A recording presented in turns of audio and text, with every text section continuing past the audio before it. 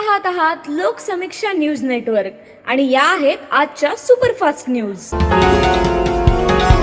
या बातमीपत्राचे प्रायोजक आहेत नंदिनी कलेक्शन, फक्त महिलांचे परिपूर्ण दालन, माऊली निवास, कल्याण मंडपमच्या बाजूस, यशोधन नगर, परभणी। नमस्कार, मी प्रभू दिपके लोकसमीक्षा न्यूज नेटवर्क मध्ये आपलं स्वागत करतो। आपण पाहत आहात परभणीचं एकमेव बातमीपत्र Loksamiksha superfast. Red Apple exclusive MIDC परिसर परभणी। परभणी शहर महानगरपालिका निवडणुकीच्या प्रचाराची रणधुमाळी आता सुरू झालेली आहे। सर्वच पक्षाचे उमेदवार आणि नेते प्रचाराच्या कामाला जोमाने लागल्याचं दिसून येतं। मात्र या सगळ्या धामधुमीमध्ये देशातील सर्वात जुना असलेला काँग्रेस पक्ष मात्र सुस्त असल्याचं चित्र समोर येतंय। काँग्रेसचे परभणीतल्या शनिवार बाजार इथं राजीव भवन या नावानं पक्षाचं कार्यालय आहे। या कार्यालयातूनच गेल्या अनेक वर्षापासून परभणी शहराचा व जिल्ह्याचा कारभार पाहिला गेलाय। मोठी परंपरा असलेल्या काँग्रेस पक्षाचा हे राजीव भवन कार्यालय मात्र महापालिका निवडणुकीच्या धामधुमीमध्ये शुकशुकाट असल्याचं दिसून येतंय। एकेकाळी परभणी नगरपालिका व महापालिकेवर एकहाती सत्ता असणाऱ्या काँग्रेस पक्षाच्या कार्यालयाला कुलूप पाहून अनेक शंका व्यक्त होत आहेत। यावरूनच काँग्रेस पक्ष अद्यापही सजग झालेला नाही। त्यांनी त्यांचा आळस झटकला नाही की प्रमुख नेते गेल्यामुळे उर्वरित पदाधिकाऱ्यांना मरगळ आली आहे की काय असंही बोललं जाते। याकडे काँग्रेसच्या नेतृत्वानं गांभीर्याने पाहावं आणि आगामी काळात हे कार्यालय काँग्रेस पदाधिकारी, कार्यकर्ते व नागरिकांसाठी खुलं करावं अशी अपेक्षा अनेक नागरिकांनी लोकसमीक्षाशी बोलताना व्यक्त केली आहे। एकेकाळचा बलाढ्य असलेला काँग्रेस पक्ष आता तसा राहिलेला नाहीये। परभणीत तर काँग्रेसची फारच दयनीय अवस्था झाली। त्यांच्या 28 पैकी 10 उमेदवार मुस्लिम आहेत आणि उर्वरित उमेदवार हे नातेवाईक आहेत असा आरोप करत मुस्लिम समाजानं राजकीय नेतृत्व मिळवण्यासाठी आणि संविधान संरक्षणासाठी वंचित बहुजन आघाडीला मतदान करावं असं आवाहन ॲडव्होकेट प्रकाश आंबेडकर यांनी केलंय। परभणी महापालिका निवडणुकीतील वंचित बहुजन आघाडीच्या उमेदवारांच्या प्रचारार्थ ते राहुल नगर परिसरातील मैदानामध्ये आयोजित प्रचार सभेत बोलत होते। यावेळी वंचित बहुजन आघाडीचे नगरसेवक पदाचे सर्व उमेदवार, शहराध्यक्ष मुदशीर आसरार व पक्षाचे पदाधिकारी उपस्थित होते। परभणीत या महापालिका निवडणुकीत सर्व राजकीय पक्ष एकत्र येतील असा अंदाज देखील आंबेडकर यांनी व्यक्त केलाय। तर वंचित समूहाला नेतृत्व मिळवण्यासाठी मतदानाच्या माध्यमातून योग्य उमेदवार निवडण्याची संधी मिळाली।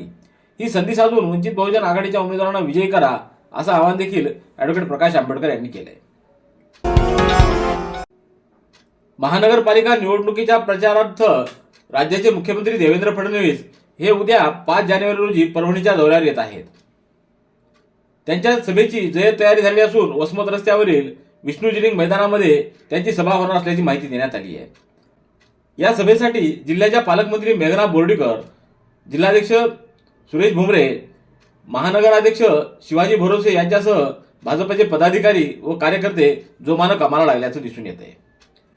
तर निवडणुकीच्या पहिल्याच टप्प्यात मुख्यमंत्री देवेंद्र फडणवीस यांची सभा होणार असल्यामुळं भाजपच्या उमेदवारांमध्ये चैतन्य संचारल्याचं दिसून आलंय। पूर्णा तालुक्यातल्या एरंडेश्वर येथील 25 वर्षीय धनंजय अनंत काळे या युवकानं डॉक्टर होण्याचं स्वप्न उराशी बाळगून पुणे इथं जात वैद्यकीय शिक्षण घेतलं। त्याचबरोबर पुणे इथं त्याने वैद्यकीय सेवा देखील सुरू केली। मात्र एका परीक्षेच्या निमित्तानं तो जालना इथं आला असता त्या ठिकाणी दुर्दैवी अपघातामध्ये त्याचा ब्रेन डेड झाला। त्यानंतर त्यांच्या कुटुंबियांनी त्याचं अवयवदान करण्याचा निर्णय घेतला। या निर्णयामुळं तब्बल 6 रुग्णांना जीवदान मिळाले। नवीन वर्षाच्या पहिल्याच दिवशी जालना ते पुणे ग्रीन कॉरिडॉर तयार करून अवयवदानाची ही प्रक्रिया पूर्ण करण्यात आली। धनंजय हा पुणे इथं BHMSचं शिक्षण घेऊन तिथंच खाजगी प्रॅक्टिस करत होता। एका परीक्षेसाठी तो 3 दिवसापूर्वी जालना इथं दुचाकीवर गेला होता। परीक्षा झाल्यानंतर तो परत पुण्याकडे जाण्यासाठी निघाला असता छत्रपती संभाजीनगर चौफुलीजवळ एका अपघातामध्ये वाहनाच्या धडकेत तो गंभीर जखमी झाला होता। त्यानंतर डॉक्टरांनी त्याचा ब्रेन डेड झाल्याचं घोषित केलं। सततचे दवाखाने करून कंटाळलात? आता शेवटचा उपाय। डॉक्टर गोविंद कामटे यांचे बालाजी आयुर्वेदिक निसर्गोपचार केंद्राला भेट द्या। शुगर, मूळव्याध, ॲलर्जी, सोरायसिस, गजकर्ण, दमा, लठ्ठपणा, गुडघेदुखी, कंबरदुखी, वात, गाठीचे आजार, लकवा, केस गळणे, मूतखडा, सफेद डाग यांसारख्या जुनाट आजारांवर खात्रीशीर उपचार केले जातात। दारू सोडवण्यासाठी विशेष उपचार उपलब्ध। संपर्क डॉक्टर गोविंद कामटे, आयुर्वेद विद्याविशारद, बालाजी आयुर्वेदिक निसर्गोपचार केंद्र, तलाठी कार्यालयाच्या बाजूला, वसमत रोड, परभणी। संपर्क 9921691008। अखिल भारतीय मराठी पत्रकार परिषद संलग्न पाथरी तालुका मराठी पत्रकार संघाची सन 2026 ते 28 ची नूतन तालुका कार्यकारिणी सर्वानुमते घोषित करण्यात आली. तालुकाध्यक्ष म्हणून गणेश दत्ती यांची निवड करण्यात आली असून यासाठी मराठी पत्रकार परिषदेचे राज्य सरचिटणीस प्राचार्य सुरेश नाईकवाड यांच्या अध्यक्षतेखाली पाथरीच्या विश्रामगृहात बैठक संपन्न झाली. यावेळी प्रदेश कार्यकारिणी सदस्य राजू हट्टेकर, परभणी जिल्हा मराठी पत्रकार संघाचे अध्यक्ष प्रभू दिपके, कार्याध्यक्ष लक्ष्मण मानोलीकर, उपाध्यक्ष किरण घुमरे, ज्येष्ठ पत्रकार विठ्ठलराव वडकुदे यांची उपस्थिती होती. यावेळी पाथरी तालुका अध्यक्ष म्हणून गणेश दत्ती यांची बिनविरोध निवड करण्यात आली. तर सचिव म्हणून मुरलीधर गोंगे, उपाध्यक्ष विठ्ठल प्रधान, कोषाध्यक्ष दत्ता उफाडे, सहकोषाध्यक्ष शिवाजी इंगळे, सल्लागार ॲडव्होकेट श्रीपांत कोंद, सहसचिव उद्धवराव इंगळे, जिल्हा सदस्य धनंजय आडसकर, तर पत्रकार संघाचे जिल्हा प्रतिनिधी म्हणून किरण घुमरे पाटील, संघटक अशोक नवघरे, सदस्य लक्ष्मण उजगरे, बाबा दाढेल, मनोज भदरगे, शेख जलील यांची बिनविरोध निवड जाहीर करण्यात आली आहे. महापालिका निवडणुकीच्या पार्श्वभूमीवर होणारा काळा पैशाचा वापर रोखण्यासाठी आयकर विभाग देखील अलर्ट मोडवर आला आहे. मराठवाड्यातील 5 महापालिकांच्या निवडणूक प्रक्रियेमध्ये काळा पैसा, मौल्यवान वस्तू किंवा अवैध आर्थिक व्यवहाराचा वापर रोखण्यासाठी भरारी पथकांची नियुक्ती करण्यात आलेली आहे. या पथकाद्वारे रोख स्वरूपात होणारे व्यवहार व पैशाच्या वाहतुकीवर नजर ठेवली जाणार असून या संदर्भात सोशल मीडियाद्वारे तक्रारी स्वीकारल्या जाणार आहेत. महापालिका निवडणुकीसाठी यंदा सर्वच राजकीय पक्षांमध्ये इच्छुकांची मोठी संख्या असून सत्ताधारी भाजपचेही मोठ्या संख्येनं उमेदवार आहेत. निवडणूक काळामध्ये मतदारांना आकर्षित करण्यासाठी रोख रक्कम, दागदागिने, भेटवस्तू किंवा मौल्यवान वस्तूचा वापर केला जाऊ शकतो. अशा घटनांची माहिती मिळाल्यास तात्काळ नागरिकांनी आयकर विभागाशी संपर्क साधावा. यामध्ये माजी नगरसेवक किंवा सत्ताधारी नेते मंडळी किंवा अन्य कोणीही रोखीचे व्यवहार, रोख वाहतूक करीत असल्याची माहिती दिल्यास ती गोपनीय ठेवल्या जाणार आहे. यासाठी टोल फ्री क्रमांक आणि ईमेलद्वारे संपर्क साधण्यासाठी सुविधा उपलब्ध करून देण्यात आली आहे. अवैध आर्थिक व्यवहाराची तक्रार टोल फ्री क्रमांक 1800-233-0355 1800-233-0356 या क्रमांकावर करता येणार असून व्हॉट्सअप क्रमांक 9403-390980 या क्रमांकावर फोटो आणि व्हिडिओ पाठवता येतील. महानगरपालिका निवडणूक 2026च्या पार्श्वभूमीवर प्रभाग क्रमांक 15 मध्ये राष्ट्रवादी काँग्रेस पक्षाच्या उमेदवारांची प्रचार रॅली संपन्न झाली. या रॅलीला प्रथम महापौर तथा शहर जिल्हाध्यक्ष प्रताप देशमुख यांची प्रमुख उपस्थिती होती. यावेळी माजी नगरसेवक राजू शिंदे, सुरेंद्र रोडगे, माऊली मोहिते, कृष्णा कटारे, उमेदवार सिद्धांत हाके, वैभव शिंदे, अस्मिता वाकळे, दीपाली कटारे आदींची उपस्थिती होती. परभणी शहरातल्या आनंदनगर परिसरातील मतदानासाठी संत तुकाराम विद्यालय इथं सुरू असलेलं 211-216 व 217 असे 3 मतदान बूथ अचानक बदलण्यात आल्यानं नागरिकांमध्ये तीव्र संताप व्यक्त होत असून या विरोधामध्ये आज धरणे आंदोलन करण्यात आले. कोणतीही पूर्वसूचना, जनसुनावणी अथवा नागरिकांचा सल्ला न घेता मतदान बूथ बदलल्यामुळे ज्येष्ठ नागरिक, महिला व दिव्यांग मतदारांना मोठ्या अडचणींना सामोरं जावं लागणार आहे. नवीन बदललेले बूथ हे 1 उड्डाणपूल व 2 रेल्वे गेट ओलांडून जवळपास 5 किलोमीटर अंतर जावं लागणार असल्यानं या अन्यायकारक निर्णयाच्या विरोधात आज आनंदनगरातील मतदारांनी एकत्र येत जोरदार आंदोलन केलं. त्याचबरोबर ही मागणी मान्य न झाल्यास मतदानावर बहिष्कार टाकण्याचा इशारा देखील त्यांनी दिलाय.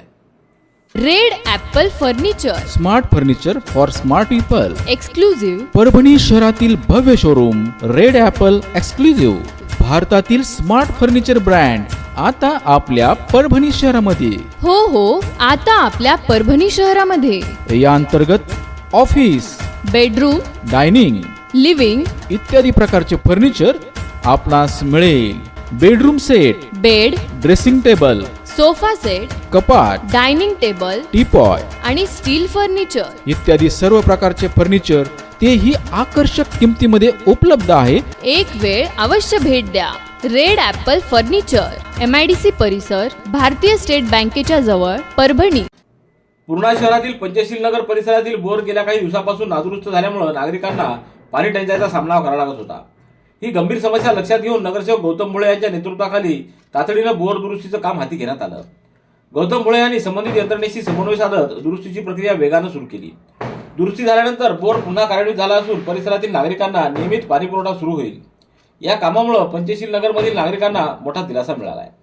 नागरिकांनी गौतम भोळे व त्यांच्या सहकार्याचे आभार मानत भविष्यातही अशाच प्रकारे जनहिताची कामं सुरू ठेवावीत अशी अपेक्षा व्यक्त केली आहे. तर निवडणूक ही केवळ सत्तेसाठी नसून जनसेवेसाठी असते हे कृतीतून दाखवून देत विकास कामाचा वेग कायम ठेवण्याचा निर्धार गौतम भोळे यांनी बोलून दाखवला आहे. परभणीच्या ज्ञानसाधना नीट जेईई फाउंडेशनमध्ये सावित्रीबाई फुले जयंती उत्साह साजरा करण्यात आला. 3 जानेवारी रोजी ज्ञानसाधना प्रतिष्ठान नीट जेईई फाउंडेशन 6वी ते 10वी या विभागामध्ये क्रांतीज्योती सावित्रीबाई ज्योतिराव फुले यांची जयंती, बालिका दिन तसंच स्त्रीमुक्ती दिन म्हणून उत्साह साजरी करण्यात आली. यावेळी फाउंडेशनचे समन्वयक आरजी पोले यांच्या हस्ते क्रांतीज्योती सावित्रीबाई फुले यांच्या प्रतिमेचं पूजन करून पुष्पहार अर्पण करण्यात आला. पूर्णा नगर परिषदेच्या नगराध्यक्षपदी विमलबाई लक्ष्मणराव कदम यांची निवड झाल्याबद्दल नगराध्यक्ष प्रतिनिधी म्हणून नितीन उर्फ बंटी कदम, नूतन नगरसेवक राजेश भालेराव यांचा चर्मकार समाज बांधवांच्या वतीनं सत्कार समारंभाचं आयोजन करण्यात आलं. याप्रसंगी समाज बांधवांनी पुष्पगुच्छ व शाल देऊन नितीन कदम, राजेश भालेराव यांचा सन्मान करून अभिनंदन केलं. यावेळी डॉक्टर चंद्रभान गंगासागरे, लिंबाजी गायकवाड, शंकर जोगदंड, पूर्भाजी आसोरे, हरी आसोरे, सुभाष सूर्यवंशी, नवनाथ सातपुते, बाबाराव कसारे, गजानन सूर्यवंशी, लक्ष्मण परसुते आदींची उपस्थिती होती. ज्ञानसाधना प्रतिष्ठान व सावित्री मंचाच्या संयुक्त विद्यमानं ज्ञानसाधना प्रतिष्ठानमध्ये सावित्रीबाई फुले यांची जयंती उत्साहात साजरी करण्यात आली. कार्यक्रमाच्या अध्यक्षस्थानी संस्था सचिव शीतल सोंटके यांची उपस्थिती होती. यावेळी संस्थेतील सर्व महिला समन्वयक, महिला विभाग प्रमुख तसंच महिला शिक्षक व शिक्षकेतर कर्मचारी मोठ्या संख्येने उपस्थित होते. कार्यक्रमाची सुरुवात सावित्रीबाई फुले यांच्या प्रतिमेचं पूजन करून करण्यात आली. त्यांच्या शैक्षणिक व सामाजिक कार्याला उपस्थित मान्यवरांनी भावपूर्ण अभिवादन केलं. मांडाखळी उमरी इथं 8 जानेवारी रोजी महाराष्ट्र प्रदेश काँग्रेस अनुसूचित जाती विभागाचे प्रदेशाध्यक्ष सिद्धार्थ हत्यांबरे यांच्या वतीने आयोजित करण्यात आलेल्या आंतरराष्ट्रीय धम्म परिषदेच्या सभामंडपाचं पूजन नुकतंच करण्यात आलंय. 3 जानेवारी रोजी पौर्णिमेच्या निमित्तानं हे भूमिपूजन करण्यात आलं. यावेळी पूज्य भंते मोगलायन यांनी उपस्थितांना त्रिसरण पंचशील दिलं. त्यानंतर भूमिपूजनाचा कार्यक्रम संपन्न झाला.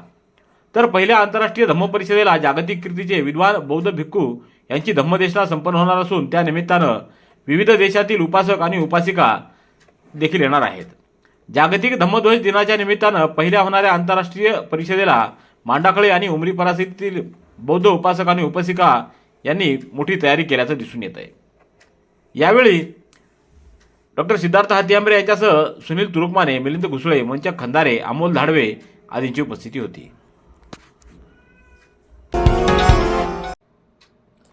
रूढी परंपरेत जखडून ठेवलेल्या स्त्रियांना शिक्षणाची दारं खुली करून देणाऱ्या क्रांतीज्योती सावित्रीबाई फुले यांच्या त्यागाची व कार्याची जाणीव आजही स्त्रियांनी ठेवणं गरजेचं असल्याची भावना सामाजिक कार्यकर्ते कीर्तिकुमार बुरांडे यांनी बोलून दाखवली.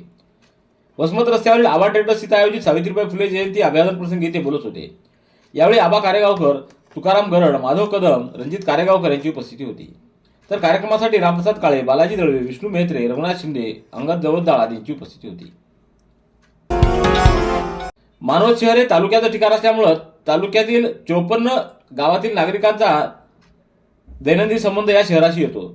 तसंच शहर हे नगदी व्यापारपेठ असल्यामुळं शहरात शेतकऱ्यांचा नेहमी ये जा असतो. तर खरेदी विक्रीचा व्यवहारही मोठ्या प्रमाणात होतो. शहरातील 80 फुटाचे रस्ते अरुंद झाल्यामुळं हा रहदारीचा प्रश्न गंभीर बनत चालला आहे. शहराची वाढती लोकसंख्या त्याचबरोबर हातावर पोट असलेल्या व्यापारी वर्गाची वाढती संख्या लक्षणीय असल्यामुळं छोटे छोटे उद्योग धंद्यामुळं व्यापारपेठेत नेहमीच वर्दळ असते. दवाखाने, बँका ही प्रतिष्ठानं मेन रोडवर असल्यामुळं शेकडो वाहनांची गर्दीही शहरातील मुख्य रस्त्यावर असल्यामुळं हा पार्किंगचा प्रश्न समोर आलेला आहे. महाराष्ट्राचे तंत्र शिक्षण मंडळ मुंबई यांच्या वतीनं घेण्यात आलेल्या हिवाळी 2025चा निकाल नुकताच जाहीर झाला असून यामध्ये परभणी येथील मराठवाडा शिक्षण प्रसारक मंडळ संचलित श्री शिवाजी तंत्रनिकेतननं घवघवीत असं यश संपादन केलंय. दरवर्षीप्रमाणे याही वर्षी उत्कृष्ट निकालाची परंपरा महाविद्यालयानं कायम राखली आहे.